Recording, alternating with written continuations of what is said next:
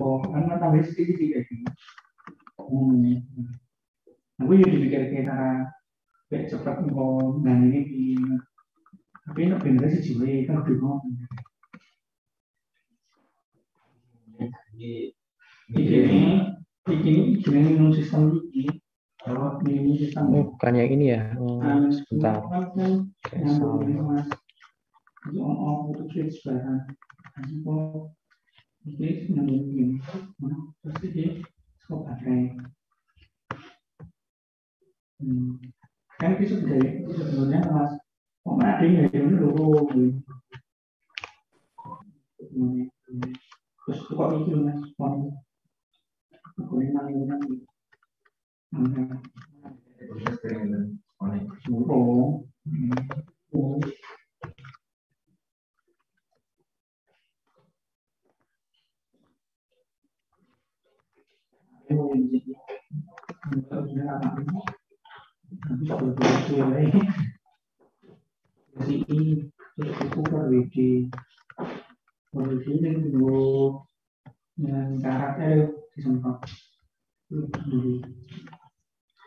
Ini ya, kita coba cek satu persatu dulu untuk laporannya ya. Ini dari kelompok berapa ini? Kelompok 4 ya, kelompok 4. Nah, kemarin kita sudah mencoba ya mensimulasikan rangkaian sederhana resistor ya, pembagi resistor dan ada potensio ya. Potensionya kita gunakan untuk ini ya, merubah-rubah nilai pembagian itu ya.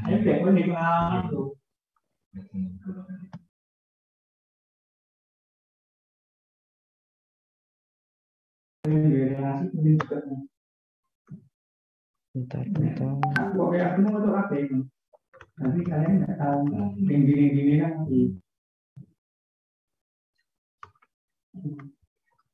ukuran analog itu biasanya sebenarnya variasi mobil. Pintu mobil analog ini. Mbak tuh biasanya analog, gue tembakan ini. Tapi gue dibongkar nih. Iya, cuma lu. Tapi ini itu matakan. Soalnya itu suwi.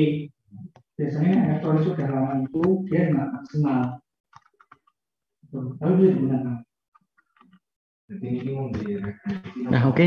Setelah beberapa dari laporan kita lihat, ternyata sudah lumayan bagus ya. Jadi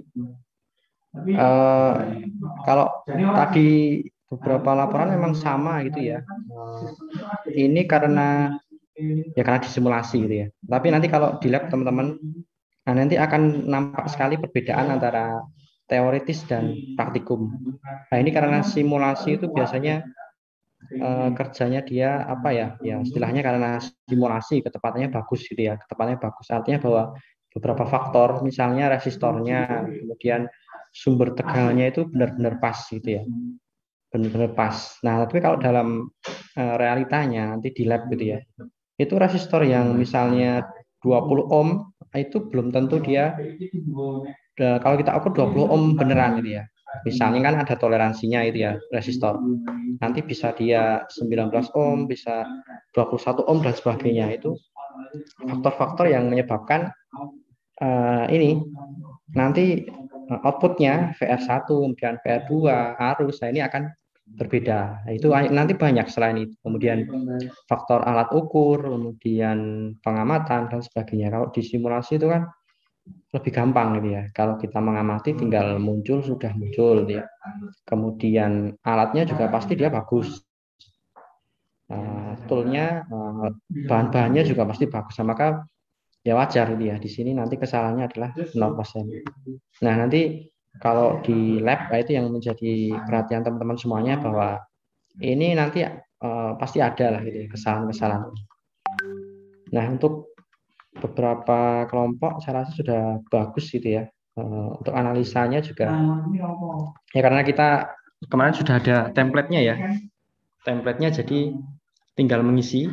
Nah, ini misalnya nomor 1 ini tinggal mengisi semakin besar, kecil, menurun dan sebagainya. Kemudian ini juga nanti kalau di di praktikum nanti ini di kedua ini ya, dan seterusnya nanti tidak akan saya kasih formatnya, Jadi teman-teman silahkan nanti membuat kata-kata sendiri. Misalnya ini ya, berdasarkan hasil pengukuran hubungan antara sumber VR1, VR2 dan sebagainya ini harus jenengan semua rangkai sendiri atau susun sendiri. Kemudian kesimpulannya juga gitu ya. Nah, kesimpulannya juga nanti harus dikira-kira sendiri ya, dibahasakan sendiri. Nah, itu nanti yang menjadi poin utama dalam penilaian laporan adalah hasil analisanya gitu. Bagaimana sih teman-teman kira-kira menggunakan bahasa analisis itu ya dengan baik dan benar, dan juga harus mengakomodir ini proses pelaksanaan praktikum gitu. Kemudian untuk langkah kerja nanti tetap ada gitu ya, tetap ada lengkap. Kemudian tujuan dasar teori itu juga sudah ada, jadi tinggal ngopi saja. Mungkin yang tidak ada yaitu tadi ya hasil analisa dan kesimpulan gitu. Nanti dibahasakan sendirinya seperti itu. Oke, dari 4 kelompok kelas V1 saya rasa sudah bagus gitu ya untuk laporannya. Berarti saya anggap bahwa proses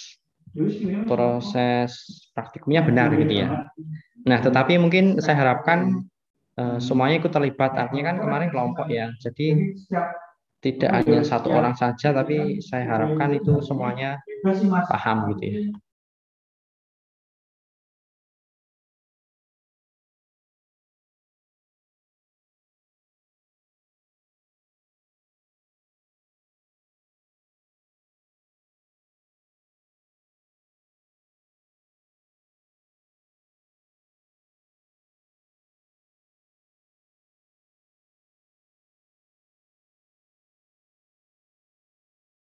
Oke, mohon maaf, tadi sedang ada apa ya, gangguan itu ya, jadi suaranya banyak yang masuk gitu ya. Oke, sampai di sini ada yang mau ditanyakan teman-teman terkait yang kemarin? Ada nggak? Halo, halo, halo. Yang kelompok 3 sudah belum Pak, izin bertanya Pak? Mas, gimana? Halo. Yang kelompok 3 udah belum Pak? Maksudnya udah masuk ke Bapak? Kelompok 3? Iya.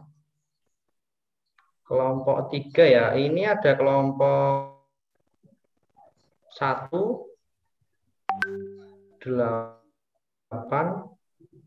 Ini kelompok berapa ya? Kelompok 4, 7, 8. Yang ini nggak ada nama kelompoknya ya. Ya nanti saya cek Mas. Nanti saya cek ya. Oh, ya Pak. Makasih Pak. Ini yang 1, 2, 3, 4, 5. Nanti saya cek, mohon maaf tadi belum sempat ngecek semuanya ya, hanya beberapa. Oke, ada yang mau ditanyakan terkait praktikum yang kemarin? Intinya teman-teman, kemarin baru awal lah dasar. Saya harapkan semuanya bisa gitu ya, semuanya bisa, karena nanti selama 1 semester ke depan ya kita berkutatnya dengan praktik model seperti itu gitu. Nggak ada ya, kalau nggak ada berarti saya anggap semuanya nanti bisa, karena terutama nanti di akhir ya, di praktikum akhir juga nanti saya minta satu persatu teman-teman mensimulasikan gitu ya, nanti rangkaian yang agak kompleks, rangkaian analog. Kalau ini kan baru awal ya, kita baru mempelajari rangkaian pembagi tegangan, nanti kita bertahap ya, rangkaian power supply, rangkaian penguat transistor, kemudian op-amp, nanti banyak gitu ya. Nah, kalau misalnya sudah, saya anggap tadi juga beberapa laporan sudah bagus gitu ya. Berarti kita lanjut masuk ke praktikum yang kedua ya. Nah, silahkan untuk dropsheet ya, teman-teman bisa apa itu download di Bismart ya. Ini tadi Bismart. Nah, kita masuk materi kedua ya, yaitu mengenai karakteristik dioda, teman-teman. Nah, silahkan ini bisa di-download di Bismart mengenai dropsheetnya.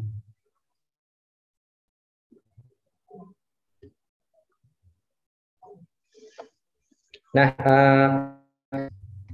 ini ya mengenai dioda. Kalau kemarin kita membahas mengenai lebih tepatnya kemarin pembuktian hukum Ohm ya teman-teman ya. Jadi di sana ada pembuktian hukum Ohm. Nah, tetapi memang kemarin fokusnya kita itu hanya ingin berlatih mengenai simulasi fast start gitu ya. Simulasi fast start. Kalau untuk resistor saya rasa gampang lah gitu ya. Nanti gampang. Nah, di sini nanti kita akan bahas mengenai dioda. Nah, seperti ini dioda ya.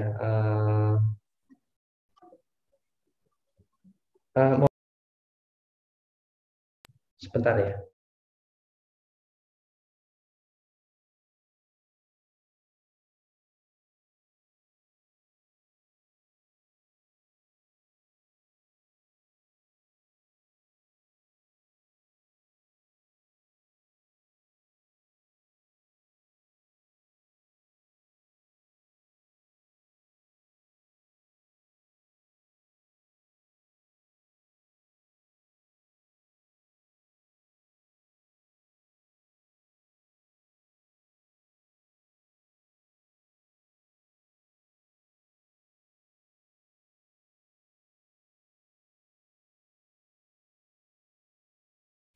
Nah, oke, kita kembali lagi ya ke job sheet-nya.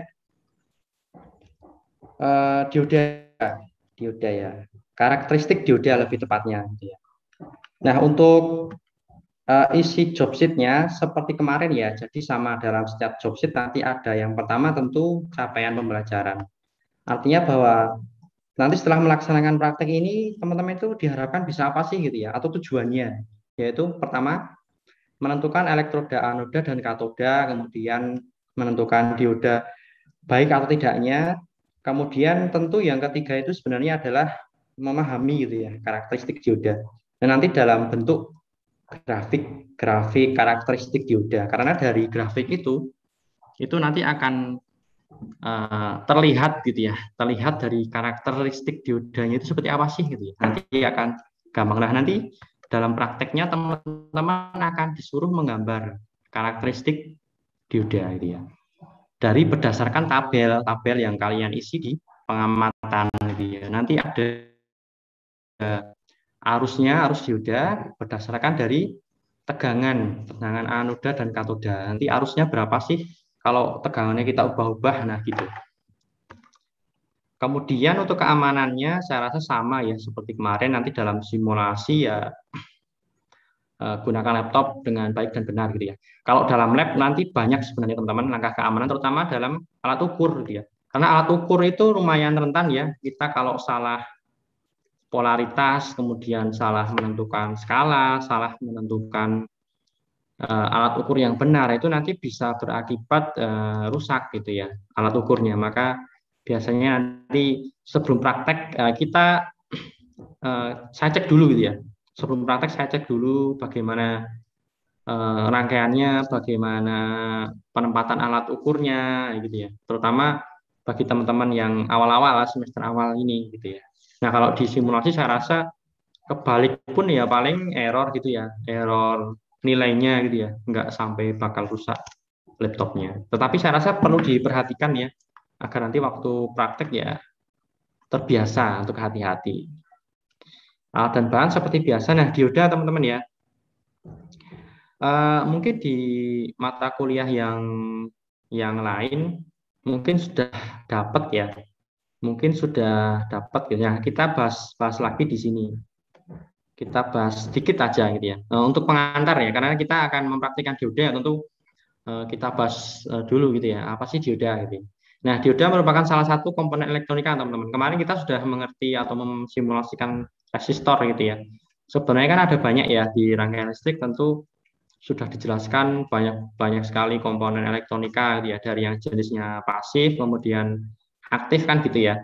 Nah, dioda ini salah satu yang aktif ya, aktif. Jadi kenapa kok di elektronika analog pertemuan kedua kita langsung bahas dioda Pak gitu ya. Karena ini sangat penting sekali ya, nanti sangat banyak kita temui di alat-alat, terutama ya tidak hanya analog, sebenarnya digital pun nanti banyak. Nah, di beberapa alat yang kita manfaatkan sehari-hari saja itu pasti ada diodanya gitu ya. Paling sering kita temui adalah penyarah gitu ya, adaptor. Nah, teman-teman kalau punya charger HP, charger laptop, nah itu kan ada diodanya pasti. Dia mengarahkan arus yang dari PLN tegangan AC itu menjadi DC gitu ya. Yang dibutuhkan HP kita, laptop itu kan DC. Nah, maka harus ada penyarahnya gitu ya. Konsepnya adalah ini juga pasti nanti akan dibahas secara lengkap di rangkaian listrik ya, bahwa di PLN itu tegangannya atau arusnya, sinyalnya itu bolak-balik gitu ya. Sedangkan yang dibutuhkan oleh HP, oleh laptop, kamera, tablet itu adalah DC, arus searah. Nah, maka butuh penyarah ini gitu ya. Nah, nanti dioda ini yang sering digunakan. Nah, selain penyarah nanti banyak sekali gunanya dioda, bisa untuk penstabil, untuk kopling, untuk pemotong gitu ya, pemotong sinyal, kemudian clipping, clamper dan sebagainya, itu nanti banyak sekali. Nah, nanti yang paling sering digunakan adalah memang penyarah. Maka dari pertemuan ketiga kalau nggak salah nanti kita bahas mengenai dioda ini sebagai penyarah gitu. Nah, untuk yang sekarang kita bahas karakteristik dioda dulu, karena teman-teman harus tahu karakternya dulu ya sebelum nanti kita manfaatkan dalam sebuah rangkaian. Nah, dioda sebenarnya ini ya terbuat dari bahan semikonduktor, teman-teman.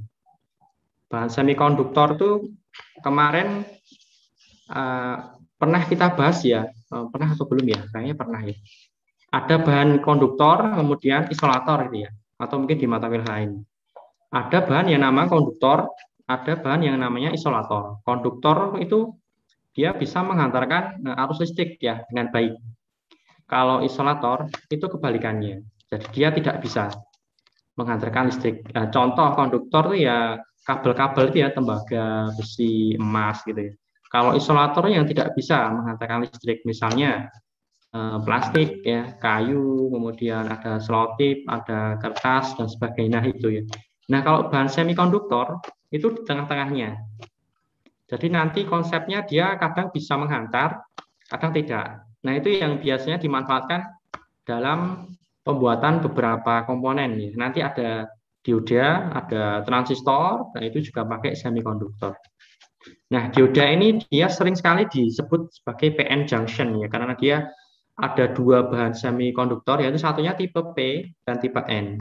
Kita bisa bilang P itu positif ya, N itu negatif gitu ya. Jadi ada dua bahan itu, yang satu punya tipe N atau punya sifat N, yang satunya tipenya P gitu ya. Nah, nanti kalau transistor dia punya tiga, teman-teman. Jadi ada P, N, satunya lagi bisa P, atau satunya lagi N. Maka biasa nanti kita kenal dengan transistor PNP, kemudian NPN. Nah, untuk prinsip kerjanya ya seperti ini ya, teman-teman. Nanti di dalam dioda itu ada yang namanya hole itu ya, hole. Kemudian ada tipe N, tipe P.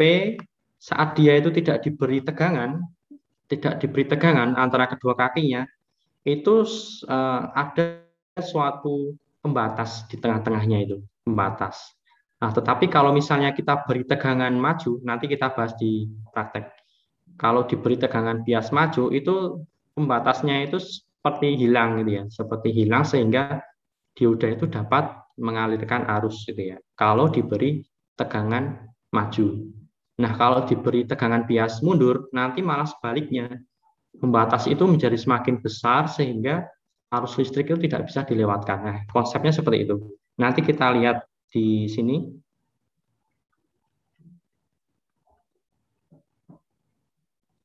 Kita langsung ke, nah inilah kita gambarnya seperti ini, teman-teman. Jadi oh ya, kakinya dulu ya, kakinya dulu nanti aja ya. Intinya dioda itu terdiri dari bahan semikonduktor, yang satunya tipe P, yang satunya tipe N. Nah, teman-teman seperti ini, tipe P, tipe N. Nah, nanti di sini ya, kalau tidak diberi tegangan maju itu seperti ada bahan ya, pembatas ya dari medan statis, nah teman-teman di sini. Nah, tetapi saat tipe P-nya diberi tegangan positif, N-nya diberi tegangan negatif, ini nanti bahan statisnya itu akan istilahnya gampangnya menghilang gitu ya. Sehingga dia bisa mengalirkan arus gitu ya, dari yang positif ke negatif. Nah, seperti itu. Nah, ini ya contohnya, ini seperti ini. Kemudian Nah, nanti silahkan bisa dibaca-baca secara detail ini ya mengenai dasar teorinya di sini. Nah, nanti ada dua kaki di dioda ini ya. Tadi kan ada kaki, ada bahan tipe P, kemudian bahan tipe N. Nah, ini yang nanti kaki yang tipe ini biasa disebut sebagai anoda gitu ya. Kemudian yang tipe N kakinya ini kita sebut sebagai katoda. Nah, untuk simbolnya adalah seperti ini. Kenapa kok panah? Karena dia itu bisa menyearahkan arus atau melewatkan arus hanya dari anoda ke katoda gitu ya. Kalau diberi tegangan positif di anoda, negatif di katoda, maka dia diberi simbol seperti ini. Berarti dia hanya bisa menyearahkan arus di salah satu kanal saja gitu ya, dari anoda ke katoda.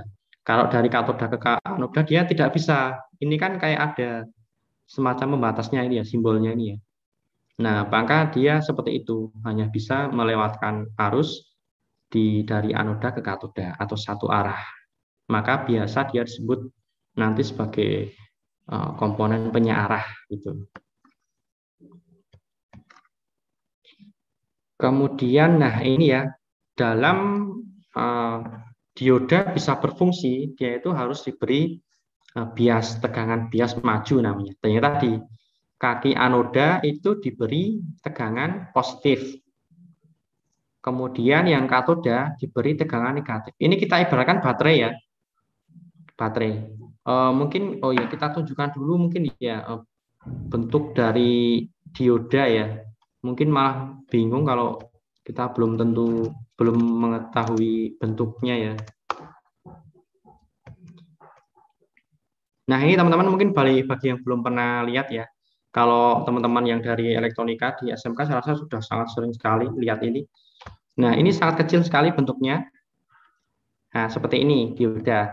Nah ini ada stripnya yang di kaki yang ada di sebelah kanan ini ya kalau di saya.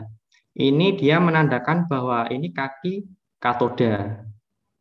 Maka yang satunya itu adalah anoda gitu. Jadi silakan kalau mau ngetes gitu ya seperti ini untuk konfigurasinya anoda katoda gitu ya.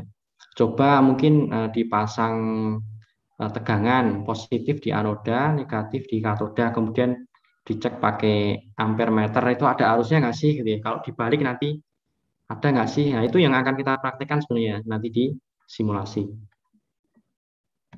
Nah itu ya bentuknya ya.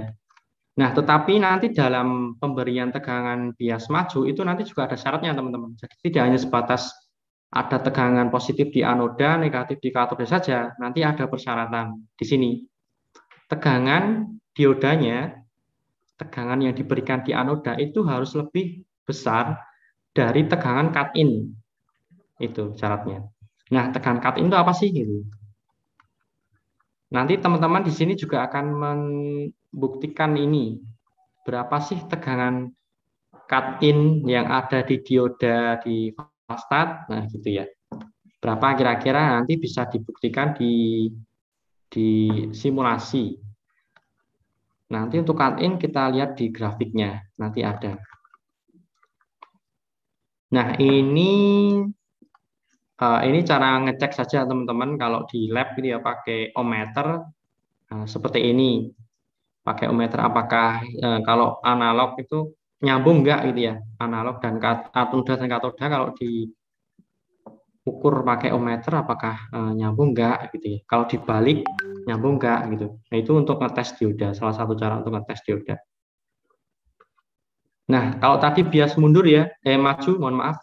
Kalau bias maju itu dia mampu melewatkan, nah seperti ini bisa mengalirkan arus listrik. Nah, kalau bias mundur dia tidak bisa, teman-teman. Nah, dia tidak bisa. Misalnya anodanya diberi tegangan negatif, katodanya diberi positif, nanti dia tidak bisa mengalirkan arus listrik. Ini kalau ngecek pakai ohmmeter seperti ini. Nah, ini nanti silahkan dibuktikan di simulasi fast start. Kalau kaki anoda itu saya kasih tegangan negatif, itu ada arus nggak sih gitu ya, itu tugasnya di praktek ini. Ya silahkan dibuktikan gitu.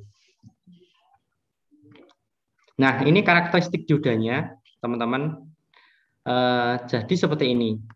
Ini contoh ada sumber tegangan, kemudian dioda, ini beban gitu ya, beban resistor. Nah, ini ampere meter untuk ngetes saja ada arus mengalir nggak sih gitu ya. Kalau ini voltmeter untuk mengetahui besaran tegangan dioda. Karena kaki satu itu kan di kaki anoda, kaki yang satunya di kaki katoda. Berarti ini voltmeter untuk mengukur tegangan dioda atau biasa disebut VAK, teman-teman. Nah, VAK ini kenapa VAK? Ya karena tegangan A anoda dan K-nya katoda gitu. Nah, jadi gini ya, teorinya itu ini yang mendatar, ini VAK atau tegangan anoda. Nanti akan sebanding dengan besaran ininya, tegangan sumbernya. Kemudian yang ke atas itu arusnya, arus anoda katoda atau arus yang mengalir di dioda. Di sini ada ampere meter atau ammeter. Nah, ini untuk mengukur ini. Nah, nanti ya teorinya itu adalah dia itu tidak bisa melewatkan atau hanya bisa melewatkan arus kecil sekali ya diodanya ini kalau tegangan anoda dan katodanya itu belum melebihi tegangan cut-in. Nah, di sini contoh cut-in-nya itu di sini, teman-teman, di VY ini ya. Nah, kalau tegangan anoda katoda atau tegangan diodanya itu sudah mencapai tegangan cut-in, baru dia bisa melewatkan arus. Nah, ini dengan besar. Maka di sini grafiknya itu kalau sudah melewati tegangan cut-in tertentu, itu arusnya langsung gede. Ya kan? Kalau di sini arusnya masih kecil gitu ya, naiknya kecil sekali kecil. Nah, setelah dia ada di titik tegangan VAK tertentu di sini, itu dia langsung gede arusnya, langsung melonjak naik. Nah, itu karakter diodanya. Nah, teman-teman di sini nanti silahkan mencari kira-kira tegangan cut-in-nya itu titiknya ada di berapa volt sih gitu ya. Dilihat dari arusnya yang dia langsung naik tinggi. Kalau di sini masih rendah, oh berarti belum nyampe tegangan cut-in ini. Kalau sudah di sini sudah naik besar sekali ya, itu berarti nanti bisa dianalisa bahwa tegangan cut-in-nya itu ada di sekitar sini Pak gitu. Nah, ini sebagai informasi bahwa menurut teori ya teman-teman ya. Nah, tadi kan dioda merupakan semikonduktor. Contoh bahan semikonduktor nanti ada silikon, germanium. Nah, dioda itu juga ada jenisnya, yaitu nanti biasanya ada silikon dan germanium. Nah, untuk silikon dan germanium nanti dia memiliki tegangan cut-in yang berbeda-beda. Nah, kalau teorinya bahwa silikon tuh tegangan cut-in-nya sekitar 0,6 atau 0,7 sekitar segitu. Kalau yang germanium dia sekitar 0,2 sampai 0,3. Nah, teman-teman nanti di praktikum silahkan dibuktikan. Kira-kira kalau yang di Valstad itu tegangan cut-in-nya berapa sih? Ya gitu ya. Walaupun sebenarnya kita bisa ngubah-ngubah ya. Nanti kita bisa ngubah-ngubah tipe dioda yang ada di Valstad. Nanti saya tunjukkan. Nah, ini silahkan nanti bisa dibaca sendiri ya. Ini ya. Dioda mulai mengalirkan arus setelah melampaui tegangan cut-in. Nah, seperti tadi. Nah, ini rangkaian ekuivalen dioda. Nah, sampai sini ada yang mau ditanyakan nggak mengenai dioda? Kalau ada silahkan. Untuk pembahasan teorinya saya rasa kita singkat saja ya, karena nanti ini juga akan dibahas teman-teman. Dan harusnya lebih mendalam di rangkaian listrik dasar. Di rangkaian listrik dasar atau di elektronika analog ya, dengan Pak Aris ya. Tapi nanti di rangkaian listrik dasar itu harusnya juga dibahas secara mendetail ya. Bahkan mungkin sampai ke bahan-bahannya gitu ya, prinsip kerjanya, bahan-bahannya dan sebagainya. Jadi di sini kita ya mungkin kalau sudah diajarkan berarti kita mengulang lah gitu ya. Kalau belum berarti ya ini sebagai gambaran awal. Gitu. Oke, ada yang mau ditanyakan? Nggak ada ya? Oke, jadi intinya seperti itu dioda teman-teman yang akan kita simulasikan hari ini adalah dioda tadi, di mana dioda merupakan komponen dari semikonduktor yang ada P dan N, PN junction, biasa disebut PN junction. Yang satunya kaki anoda, yang satunya kaki katoda. Fungsinya nanti banyak digunakan sebagai menyearahkan. Nah, karena dia mampu mengalirkan arus listrik itu searah gitu ya, hanya dari anoda ke katoda saja. Karena kalau misal dibalik atau bias mundur itu nanti tidak akan bisa melewatkan. Nanti dicoba di di sini, di praktikum ini. Nah, langkah kerjanya teman-teman nanti praktikumnya adalah yang pertama ini ya. Seperti biasa, silahkan masukkan tegangan seperti ini, sumber tegangan 5 volt, kemudian nah dirangkai seperti ini.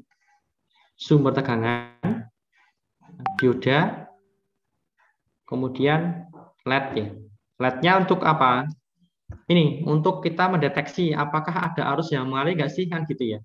Ini cara mendeteksi yang paling gampang. Sebenarnya bisa ya kita pakai ampere meter, tapi kan lebih menarik nanti pakai LED ya. Jadi kita bisa ngecek, nambahin ini sedikit demi sedikit sampai ini nyala dia. Oh ternyata di tegangan 0,8 LED-nya sudah nyala Pak. Berarti sudah memenuhi tegangan cut-in diodanya itu. Nah gitu contoh. Nah seperti ini kalau udah nyala dia akan berwarna merah. Nah, kemudian ubahlah posisi dioda dibalik. Gitu ya. Ini kan arahnya dibalik. Nah, kemudian tekan run, amati. Ini mati atau tidak? Kalau mati, yang ini di-delete atau dihapus. Karena silahkan dianalisa sendiri. Kenapa kok bisa mati? Berdasarkan dari teori tadi gitu ya. Kalau sudah, nah silahkan kita tes yang menggunakan ohmmeter tadi. Gitu ya. Kira-kira ohmmeternya menunjukkan nilai berapa gitu. Kemudian kita balik lagi. Kemudian silahkan teman-teman diamati ini ohmmeternya itu menunjukkan nilai berapa. Nah, kalau sudah ada lagi rangkaian seperti ini teman-teman.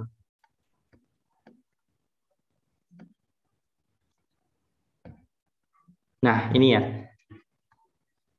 Nah, kita ingin ngetes, kalau yang di atas tadi belum sampai ngetes cut-in ya. Tadi hanya kalau ini, kalau yang, nah ini rangkaian ini dan bawahnya kita hanya ingin mengetes bahwa kalau dioda itu diberi bias maju seperti ini, itu LED-nya nyala nggak sih? Gitu aja. Jadi kita belum ngubah-ngubah yang ini. Nyala nggak sih? Gitu aja. Kalau nyala kira-kira alasannya kenapa? Gitu.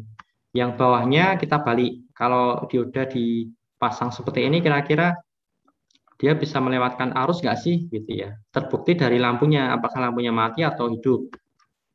Kalau ini yang ohmmeter sama sebenarnya tapi pakai ohmmeter. Nah kalau yang ini nanti kita mencari tegangan cut-in-nya tadi. Nah jadi nanti ada sumbernya, kemudian ada voltmeter, silahkan ditaruh di beban resistor dan di tegangan dioda untuk menghitung VAK-nya tadi. Kalau di sini nanti VAK itu akan berbeda dengan sumber ya teman-teman. Karena di sini sudah ada resistor. Ingat ya kemarin bahwa resistor itu bisa dipakai untuk membagi tegangan. Nah langkah kerjanya adalah ini. Silahkan nanti disusun seperti itu. Kemudian, nah ini phase sumbernya itu dirubah-rubah. Seperti kemarin lah ya. Kemarin ngubah-ubah potensio kalau nggak salah. Sumbernya sama, ini juga. Nah, silakan phase sumbernya ini dirubah-rubah dari 0,25, 0,50, 75 sampai terakhir. Kemudian amati arus. Nah, ini ya. Ini idealnya ya kalau misalnya diodanya sudah bekerja, seharusnya arusnya besar. Tetapi kalau kecil, berarti dia belum aktif gitu seharusnya analisanya. Nah, ini nanti silakan ditulis, kemudian ditambahkan lagi. VAK-nya juga ditulis ya berapa sama VR. VR itu resistor ini tegangan beban. Nah, nanti berdasarkan dari tabel silakan buat grafik teman-teman seperti kemarin. Ini perlu saya contohkan kayaknya. Misal ya, misal nanti ini diisi. Misalnya ini 0,1, 0,2 itu ya, nanti ketemunya. Jangan lupa nanti ini ditulis ya, teman-teman berapa misalnya ini tadi mikro ya. Nah ini misalnya mikro jangan sampai ini tidak ditulis ya, karena ini akan fatal sekali. Misalnya ini 25 mikro atau mungkin 1 mili. Nah kayak gini. Ini misal nanti 2 mili gitu ya. Nanti misalnya semua terisi ya. Nah, saya pengen teman-teman nanti buat grafik. Mendatarnya itu V sumber. Kemudian ke atasnya itu nanti ini arus. Jadi nanti grafiknya ada dua. Yang pertama itu adalah grafik V sumber dan I atau arus ya. IAK.